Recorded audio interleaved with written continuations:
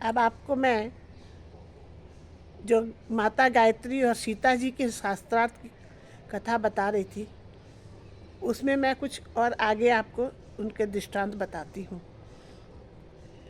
जैसे गायत्री माता ने प्रश्न किया था, तो उसमें से मैं 4 प्रश्न पहली वीडियो में बता चुकी हूँ। अब 5वां प्रश्न है कि माता गायत्री क्या प्रश्न करती है। तो माता गायत्री पूछती है कि सबसे ज़्यादा पवित्र क्या है। तब सीता जी जवाब देती है, सबसे ज़्यादा पवित्र अग्नि है, वो जिसका भोग लगाती है उसे वो पवित्र कर देती है।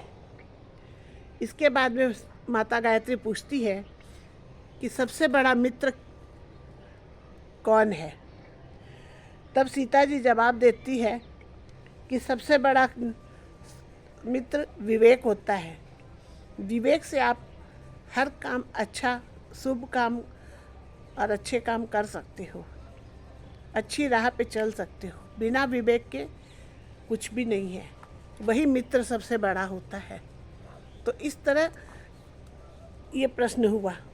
उसके अलावा फिर कहते हैं कि सबसे बड़ा देव कौन सा है। माता गायत्री का प्रश्न रहता है कि सबसे बड़ा देव कौन सा है, विष्णु भगवान या ब्रह्मा जी या शिव जी। तब सीता जी कहती हैं कि सबसे बड़ा देव नर है। माता पूछती कैसे, तो बोले जिस नर में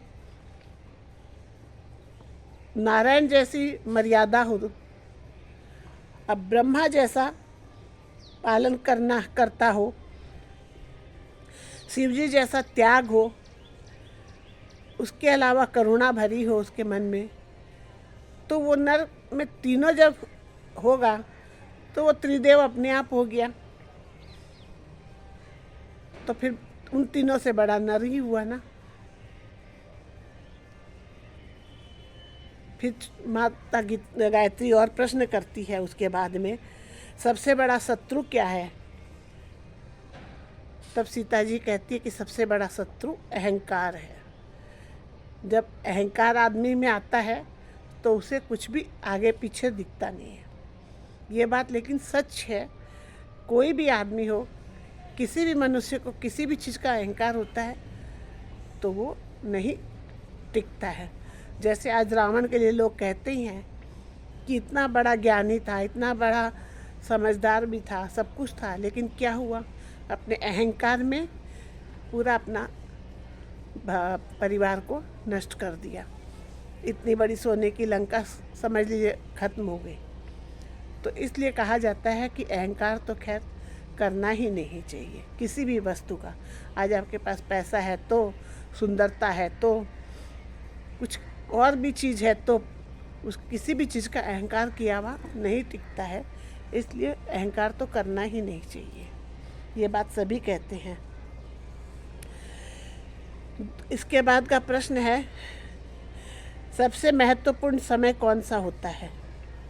तो सबसे महत्वपूर्ण समय होता है वर्तमान। कैसे? वर्तमान के लिए इसलिए कहा जाता है कि अभी जो प्रेजेंट में आप कर रहे हो वही उसी की कीमत है। जो बीत गया उसकी क्या कीमत है, वो तो वापस लौट के आएगा नहीं। और जो अभी तक आया ही नहीं भविष्य, उसकी क्या गिनती करें, उसके विषय में क्यों सोचें। तो इसलिए सबसे बड़ा समय होता है वर्तमान।